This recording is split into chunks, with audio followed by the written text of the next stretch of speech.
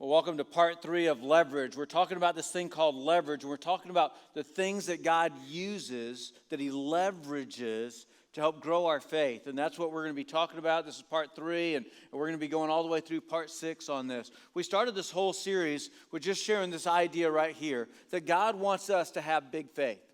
That's it. That God desires for each of us to have big faith in Him. So maybe you're here and you're going, well, I don't have any faith right now, Will, and I'm just kind of here. Maybe you're here and you're going, oh, I've got a little bit of faith, and it's kind of fading, and it's fading quickly. Maybe you're here and you're like going, hey, you know, my faith is kind of status quo, and I'm kind of okay like that. I like to roll like that. Maybe you're here and you're going, hey, I love coming here because it takes my faith and keeps growing it and growing it and growing it. Wherever you're at, the one thing that God desires, He desires for all of us to have this big faith.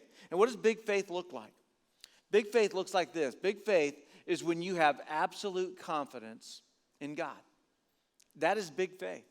And that's what God desires for each of us to have, is to have this absolute confidence in Him. That we would be ones who would trust Him no matter what. That when times get really tough, when life seems really dark, that we would be trusting Him, that we would have absolute confidence in Him. Whenever it looks like, you know what, we don't even know how we're going to get past this, how we're going to move beyond it, that we're going to go, but you know what? But God's got this, and I'm going to trust Him, and He's going to see us through. That is big faith. And that's what God desires for all of us to have. And so we started last week identifying, well, what are the different things that God leverages? Because there's 5 things that God leverages to grow our faith.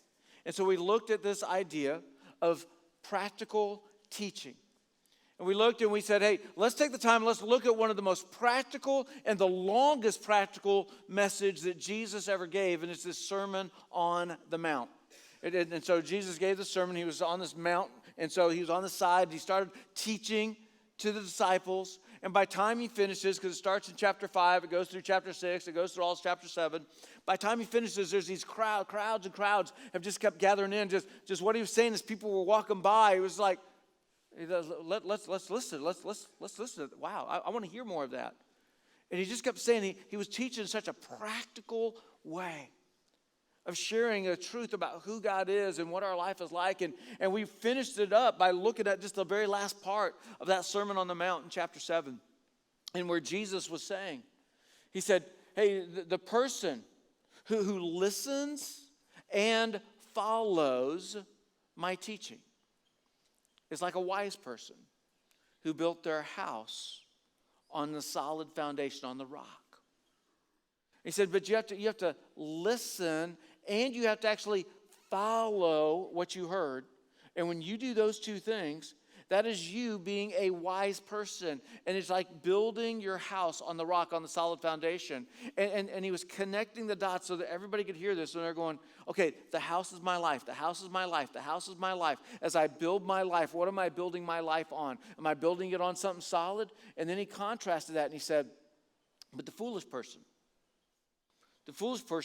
they build their house, i.e. their life, on the shifting sands. And it's not solid, it's not stable. And He said, and there's a storm that's coming, and this storm's going to come in. And as the storm comes in, the house that's built on the rock, it's going to stay standing. It's going to survive. It's going to last through the storm. It's still going to be standing. But the house that built on sand, the foolish builder, the one who built their life on the shifting surface, when the storm comes, it's going to wash away and it's all going to come crashing down. And Jesus connected the dots that this house is our life. And the storm that's coming is judgment day. That we're all going to face judgment, and where are we going to spend eternity? And if you build your life on Jesus, then you're going to spend eternity with Him. But if you build your life on trying to seek happiness and just trying to find fun in life, and you know who cares about that whole Jesus thing? You might have a very fun life, but it's all going to come crashing down. You know, when it comes to practical teaching is what comes along and says, you know what, this Christianity thing, it's not about religion. And when you finally get this practical teaching, you finally begin to understand it, connect the dots, that it's not about the religion. It's about the relationship. And you begin to see that. And practical teaching, anybody who's on a journey with their faith, well, whether your journey is just kind of getting started and you really haven't completely connected all the dots and you haven't jumped all the way in, well, whether your journey is a journey that you are a Christ follower and that you're on this path and you're just trying to see, hey, God, who are you and what else do you want for me? How can I learn? How can I grow? That practical teaching is part of everybody's story. It's one of the things that God leverages to grow our faith. And so we're going to be looking at these 5 different things that God leverages to grow our faith. And today, what we're going to look at is we're going to look at the subject of providential relationships. That these providential relationships. And when it comes to this word providential, that there's 2 different schools of thoughts out there. We're going to go ahead and assemble this. There's 2 different schools of thoughts out there. That one school of thought says, providential, that's this luck, this thing that just kind of comes along and it's this favor. It's unexplainable. We really don't know where it came from and how it came, but we're just glad that it happened. And that's providence. And then there's another school of thought. And the other school of thought's the one that I subscribe to. It's the one I subscribe to. And when it comes to that school of thought, it's this. It's that God is the hand of providence. That it's about God being the provider. That the explanation is that it's God that got involved. And this is what God is doing. And God is actively at work. And so when we look at this idea of providential relationships, what we're talking about the relationship that God puts on our path. That God ends up taking and he puts people out there so that we would be able to have these divine connections. That God is going, hey, this is something that I know that you need. And so he puts it on our path. And it might just last for a moment. It might be somebody that we just have a short, brief encounter with. It might be somebody that we are just going to be around for a few days. It might be somebody that we end up spending an extended season of our life with. It might even be somebody that we spend the rest of our lives with. It could be all of these. It could be any of these. But it's about God putting somebody on our path. And simply put, providential relationship, it is a relationship that God puts in your path. That's the simplest way to lay it out there. It is a relationship that God puts on your path. That he knows what our needs are. He knows what we need. He knows when we need it. It might be that a providential relationship, it's all about having an intervention. That God knows that we're on this destructive path, and that we're moving in the wrong direction. We're either going to be hurting ourselves, we're going to be hurting somebody else, and there's going to be so much shrapnel that's going to fly around, and God's going, hey, I'm going to send a providential relationship because I'm going to do my part of intervening. He doesn't force it. We can't just go, oh, God sent a providential person. I can't make my own choices. We still make our own choices, but God sometimes will send a providential relationship as an intervention. Sometimes God sends a providential relationship to fill in a gap. That there's a gap, that there's this void, that there's this thing that's kind of missing in our life. And that we're going, hey, I need something. That maybe that gap is that we're just going, God, I'm just at a place that I just cannot trust you, and I just don't know what to do. I want to trust you. I just wish I knew what to do. And it might be that God says, hey, I'm going to send this person, and this person is going to be my voice. And you're going to hear audibly something that you should be considering doing. And you get to hear that, and you're going, thank you. Thank you. I think I'm going to try that. It might be just that he's filling in this gap where we need it. It might be that it's just about providing perspective, that maybe we're just kind of down and we're just kind of in the pits and we just can't get out of it and we just don't have the right perspective. And he sends somebody in our path to lift up our spirits, to help us to see things from a different perspective and go, okay, thank you.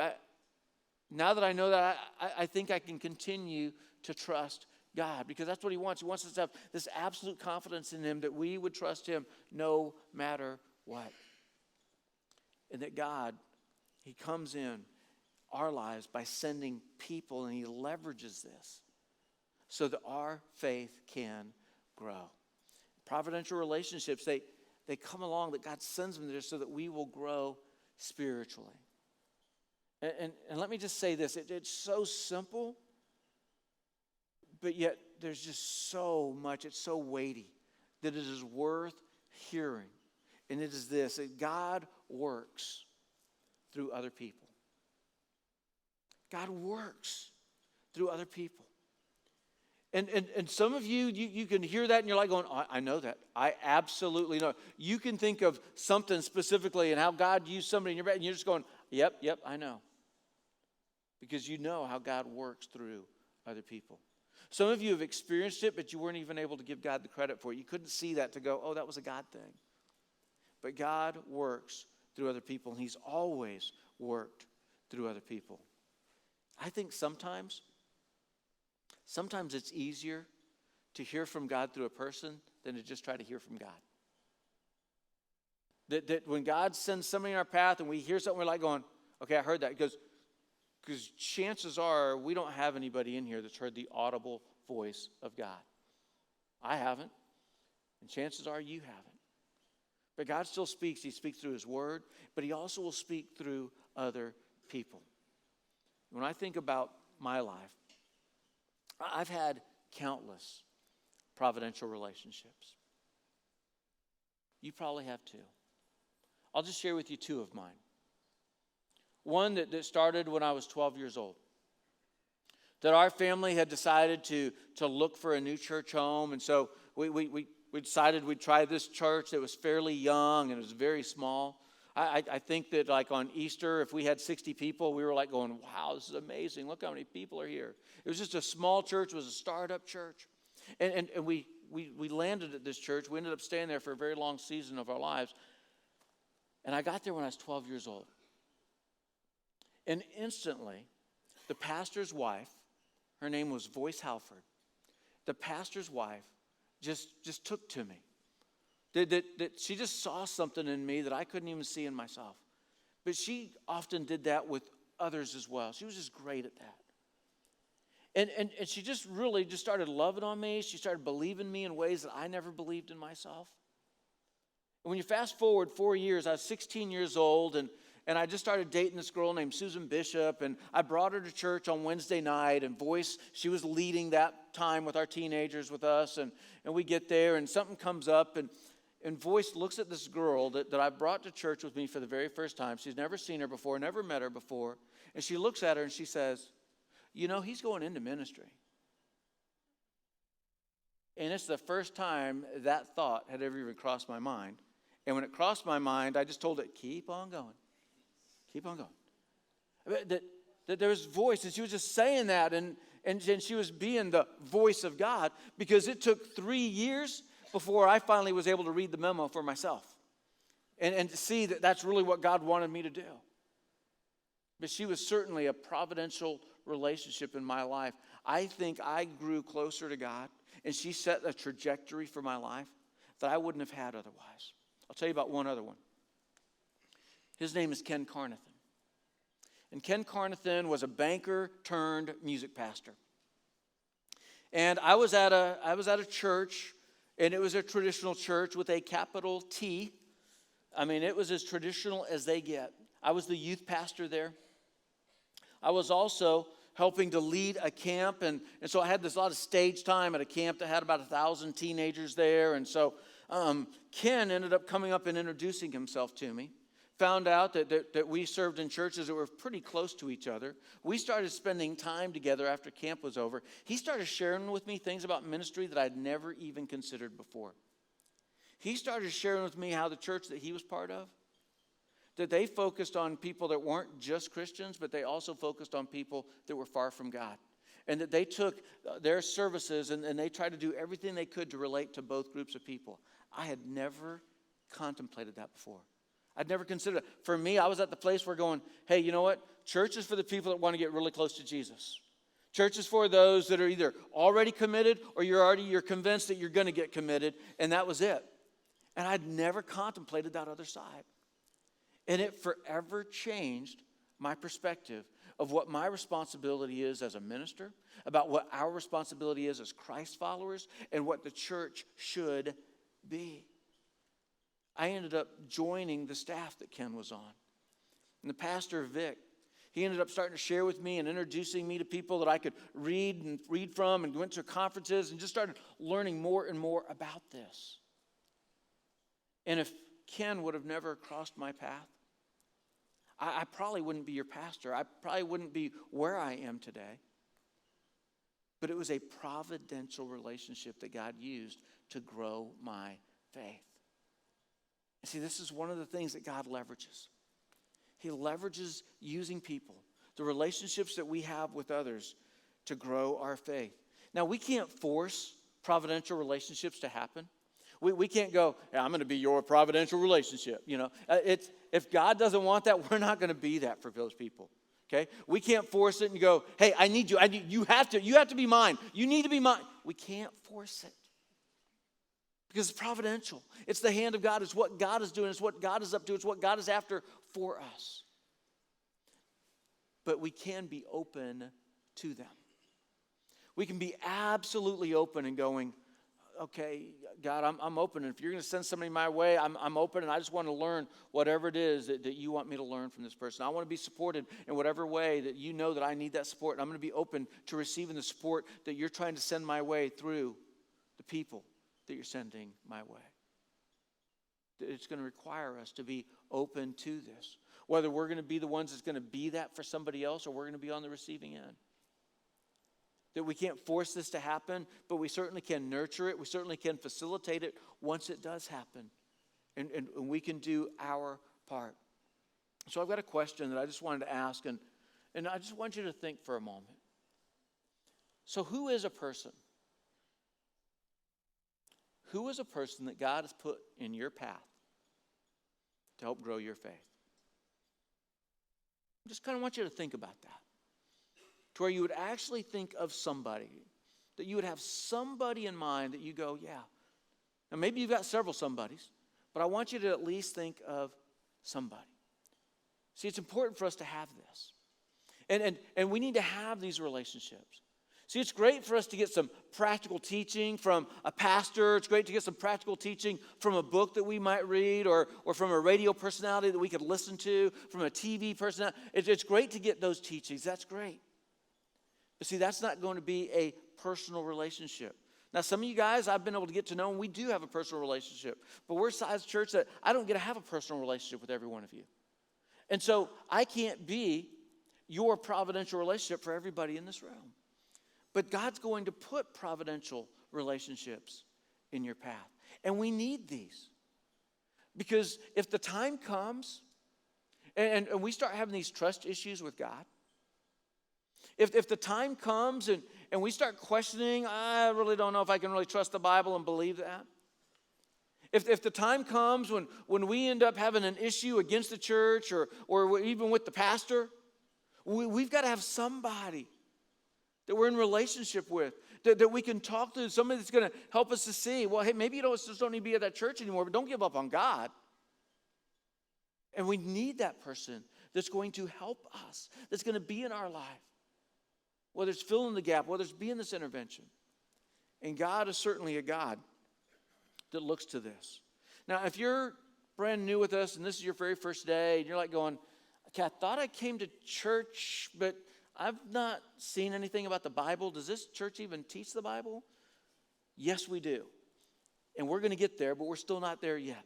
We're just going to look at all these things that kind of is setting up this idea of practical teaching. We're going to look at these providential relationships. We're just looking at these things because these things that we're going to be talking about, when we look at these 5 things that God leverages, none of them are actually in our Bible that we get to read and it says, oh, look, this is what God uses.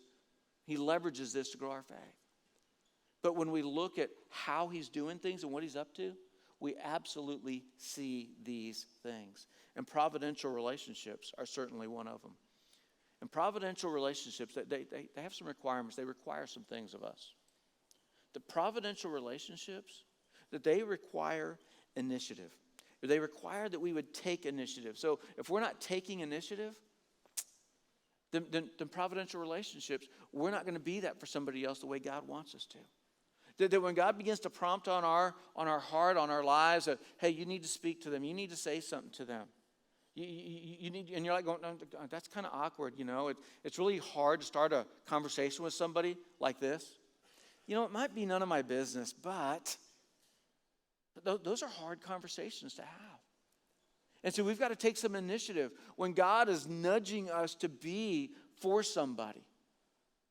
We just need to trust and have this absolute confidence in him. Okay, God, you certainly are giving me this idea and this thought, so I'm just going to follow through. And it requires taking an initiative. It also requires risking rejection. And that's so hard for us. None of us like to be rejected.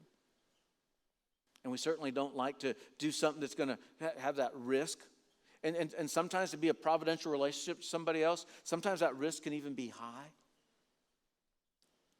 But if we had this big faith, if we had this absolute confidence in God, and God's calling on us and he's nudging on us and we're kind of feeling something inside and going, I need to do this. That we need to be people that we would risk rejection. Providential relationships, they require having patience. Because more than likely, if you're going to be a providential relationship to somebody or somebody's going to be it to you, they don't get to come along and just say something once and just kind of disappear and then everything just kind of worked out from there. It often requires more time and patience and just keep loving on you and supporting you and building you up and encouraging you. It requires having patience to be somebody that's going to be actively being that providential relationship to somebody else. And the one thing that is certainly going to be required, whether you're on the receiving end or the giving end, is this openness. That we would be absolutely open. It's the common component found in every providential relationship, is that there would be openness. And when it comes to that, people may be introverts or they may be extroverts that come along and try to fill the gap, that they try to intervene because that's who God has sent. They might be old, they might be young. Might be tall, they might be short. They might be somebody with swagger, and they might be somebody that's very nerdy. They might be somebody that they're rich, they might be somebody that they're poor. Because see, God uses all kinds of people. And when it comes to these providential relationships, when we look at what they are and what they aren't, it can be hard for us to go, hey, I don't know if I want you because you're not the person I would have picked for me. That I would have picked them. I wouldn't have picked you. But if you're patient enough with it, you're going to see exactly why God put that person there to be this providential relationship for you. And maybe it's going to be a relationship where you finally find respect. And you just feel, nobody respects me. Where you finally find trust, somebody that you can trust. Might be where you actually find some love at a time that you're just feeling like, I can't find love anywhere. And that God sends somebody, and it's this providential relationship. It might be where God sends somebody in your life to give you some positivity. That you need something to kind of counterbalance all of the negativity that's just there. And God sends somebody for that. It might be somebody for accountability, to hold you accountable. So ask yourself, what relationship has God given me to grow my faith? What relationship has God given me to grow my faith? Because God will certainly give you people to grow your faith. See, culture's constantly trying to push us away from God. And we need people that are going to be there, that are going to be trying to pull us back in to God. It's God's providential relationships that he uses for this to take place. In a providential relationship, it's not necessarily somebody's going to become your best friend. Providential relationship, it's not necessarily somebody's even going to become a close friend. Not necessarily somebody that's going to stay with you for an extended season or a long season of life. It's not necessarily a person that you'd expect. It's not necessarily a person that you'd even choose. But a providential relationship is. It is somebody that has come as a divine relationship. That God is saying, this is for you. And that God steps in. It's a purpose-filled relationship, that God has a purpose for this and why it needs to take place and to be able to fill our needs. It's a guiding relationship. It is a relationship that will be used to grow our faith. So we're going to be in the book of 2 Samuel. We're going to talk about 1 Samuel. We're going to be in the book of 2 Samuel, 2 Samuel chapter 12. And so 2 Samuel chapter 12, it starts out with this guy, Nathan, that's going to be talking with this guy named David. And so let's just make sure that we understand a little bit about what's going on before we get here. So you might have heard of a guy named David because you've heard of this thing called David and Goliath. And that is actually an actual event that actually took place of this boy that ends up facing this 9-foot, 9-inch giant and ends up taking him out with a slingshot. That he absolutely just trusted God. That when all of the other army men, the other warriors, nobody would step up and go fight him because the Philistines had said, hey, well, let's not do battle with all of our warriors against all of our warriors. We're just going to put our best guy out. You guys put your best guy out, and whoever wins, we'll just call that a battle. And then this guy, this giant, comes out, and nobody's willing to fight him. David hears about it, and he's like, I'll fight him. I trust God. And so he does. He goes out on the battlefield. He hits him with a slingshot, hits him with a stone right in the eye, right between the forehead, between the eyes, and he just takes him out. Kills the guy. He eventually becomes the second king of the nation of Israel. Now, he wasn't in line to become this king, but God said, hey, I'm not going to follow with Saul, or we're not going to use his descendants, that David, I'm going to use you. That if we look back in 1 Samuel chapter 12, we'd actually see where Samuel had looked at this guy named David and discovered that, hey, you know what God thinks about you? He thinks that you're a man after his own heart. And that's why he's anointing you. That's why he's picking you to be the next king. And it was years later before it would take place. He ends up becoming king. And as he's king, he becomes the most loved king of all of Israel. And there's a time when he's got all of his warriors out and they're out in the battlefield, and David's decided not to go. He's hanging back. And one day he goes up on his palace and he looks out and he's scanning over the horizons and he sees a woman taking a bath on her rooftop. Now, it's always puzzled me that her name is Bathsheba. You know, her name was not Sheba, and that they just added Bath because that's how David found her. Her name was Bathsheba. And he saw her taking a bath, and he summoned for her. He said, I want you to bring her to me. And they bring her to him. And he uses his position, he uses his power, and he ends up beginning to have an adulterous relationship with her. She's married, and her husband is fighting his battle. She ends up getting pregnant.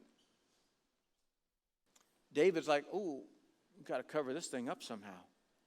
And so he sends for Uriah, her husband, to come back from the battlefield so that he can sleep with his wife, and he'll just assume, no, the baby's theirs. And he wouldn't do it. He was like, hey, my men, they don't get the opportunity to come and be able to spend that kind of time with their wives. They're out at the battlefield. I'm not willing to do that because they can't do that. So David sends them back to the battlefield with a note. And he hands this sealed note to a commander that says, put Uriah on the front line and press in. He murdered him. And so we're going to pick this up in 2 Samuel chapter 12, starting in verse 1. It says, so the Lord sent Nathan, the prophet, to tell David this story. There were two men in a certain town. One was rich and one was poor. The rich man owned a great many sheep and cattle. The poor man owned nothing but one little lamb that he had bought. He raised that little lamb, and it grew up with his children. It ate from the man's own plate, and it drank from his cup. He cuddled it in his arms like a baby daughter. One day a guest arrived at the home of the rich man.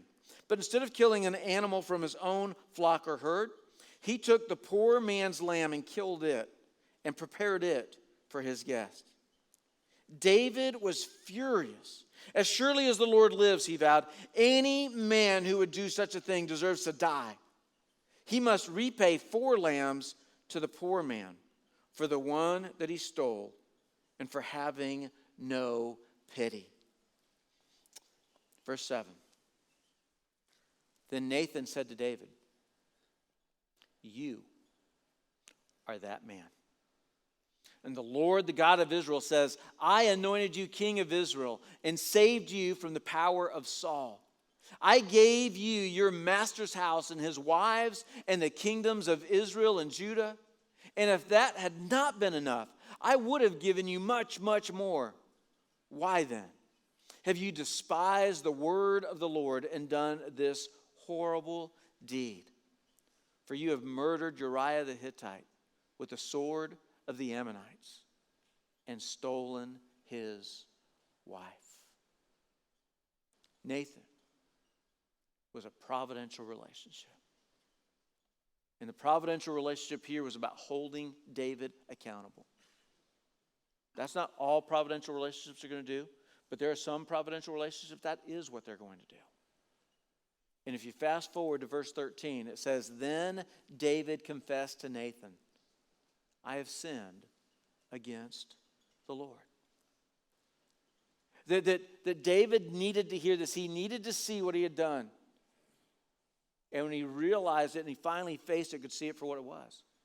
He confessed. And he admitted what he had done was wrong. And he sought God's forgiveness. You know, King David is remembered as a man after God's own heart. So that was said about him before he was ever made king. But when we look at our New Testament and we see how it is that they're remembering David, when we look at Acts chapter 13, verse 22, David, a man about whom God said, "I have found David, son of Jesse, a man after my own heart." See, David was confronted in a providential relationship where Nathan, he took the initiative. He was somebody that come along, he says, "I'm going to risk rejection." He was willing to be that relationship. And I think whenever you hear about people's faith journey, whenever you hear their story, not only does it have this practical teaching, where through practical teaching they came to understand, well, who is God? Why do I need Jesus? What is sin? How do I understand the Bible more? But then there's providential relationships where God uses other people. Maybe the story is something like, I had a professor. I had a coworker. I had a neighbor. I had a cousin. I had a classmate. I had a teammate. But it's a story that's going to start by identifying who a person is that God has used in your life. Last verse. Proverbs chapter 13, verse 20. This is from Solomon, the wisest man in the Old Testament. He said, "Walk with the wise and become wise. Associate with fools and get in trouble." See, if you walk with the wise, you become wise. But Solomon said, hey, let's change it up when it comes to associating with fools. He didn't just say, you're going to become more foolish. He says, no, you're going to get in trouble. Another translation says, you're going to suffer harm if you just associate with fools. See, relationships come into our lives, and they can be for our better and they can be for our worse. But a providential relationship is always going to be for our better. And here's the thing that if you've lived long enough, then you've come to discover this. Your relationships establish the direction and quality of your life. That's what they do. That your relationships establish the direction and quality of your life. And God knows the value of relationships, and He sends these providential relationships to us. Let me wrap this up by sharing with you these three things. That God leverages relationships with people to get our faith started. That He does. God leverages relationships with people to get our faith started. God leverages relationships with people to get our faith jump started. That when we just kind of stalled out, that He'll leverage these relationships with people to get our faith jump started. And God leverages relationships with people to get our faith moving to a greater level. There are countless examples that I could have looked at in the Bible. We just chose this one with Nathan. Providential relationships. These are things that God uses to grow our faith. And you're going to have to be open to them. When you all of a sudden, you just sense, say, somebody's coming into your life, and you need to be open for it. You need to create some room for them. And you need to be somebody that you are willing to be a providential relationship to somebody else when God is prompting you and sending you in. God's counting on you because he wants to leverage you, wants to use you in a great way to make a big difference in other people's life with their faith. Pray with me. Heavenly Father, I just thank you that you're a God that you love us, that you care about us. God, you've created us to be able to know you and have a relationship with you. I thank you for the practical teaching that you put in front of us for us to be able to know you more. Thank you for the providential relationships that you put on our path so that through people, we can have the intervention that we need at times. We can have the gap filled that we need at times. Just thank you for doing that, God. God, help us to see that as much as it's great to be able to learn more about you in practical settings, practical teaching settings, that it's really when we get to do life with people, that's a whole nother means of being able to grow in you. So I pray that you'd help us to be intentional with our lives, that we would be that for others and we would be open to letting others be that for us. Jesus, it's in your name we pray. Amen.